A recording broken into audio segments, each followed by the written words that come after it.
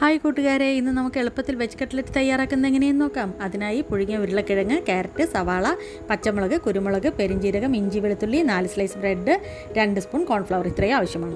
ആദ്യം ഇഞ്ചി, വെളുത്തുള്ളി, പച്ചമുളക്, കുരുമുളക് എന്നിവ മിക്സിയിൽ ചതച്ചെടുത്ത ശേഷം ഒരു പാനിൽ അല്പം വെളിച്ചെണ്ണ ചൂടാക്കി പെരിഞ്ജീരകവും ചതച്ചു വെച്ച കൂട്ടും ഇതിലേക്കിട്ട് അരിഞ്ഞു വെച്ച സവാള, ക്യാരറ്റ്, പാകത്തിന് ഉപ്പും ചേർത്ത് നന്നായി ഇളക്കുക. ശേഷം അല്പം ഗരം മസാല, മല്ലിപ്പൊടി, 1 സ്പൂൺ പഞ്ചസാര ചേർത്ത് നന്നായി ഇളക്കി വേവിക്കുക. ഈ കൂട്ട് പുഴുങ്ങി ഉടച്ചെടുത്ത ഉരുളക്കിഴങ്ങിലേക്ക് ചേർത്ത് യോജിപ്പിക്കുക. ശേഷം നന്നായി കുഴച്ച് കട്ട്ലറ്റിൻ്റെ വലുപ്പത്തിൽ കൈവെള്ളയിൽ വെച്ച് പരത്തുക. ബ്രെഡ് നന്നായി പൊടിച്ചെടുക്കുക. കോൺഫ്ലവർ 1 ഗ്ലാസ് വെള്ളത്തിൽ കലക്കിയെടുത്ത് വയ്ക്കുക. എന്നിട്ട് ഓരോ കട്ട്ലറ്റ് പീസുകളായി കോൺഫ്ലവറിൽ മുക്കി ബ്രെഡ് ക്രംസിൽ പൊതിഞ്ഞ് തിളച്ച എണ്ണയിൽ ഷാലോ ഫ്രൈ ചെയ്ത് എടുക്കാം. സ്വാദുള്ള വെജ് കട്ട്ലറ്റ് റെഡി. ഇന്ന് എൻ്റെ കൂടെ കട്ട്ലറ്റ് ടേസ്റ്റ് ചെയ്യാൻ 2 പേര് കൂടി എത്തിയിട്ടുണ്ട്. അവർക്കിഷ്ടമായോ എന്ന് നോക്കാം.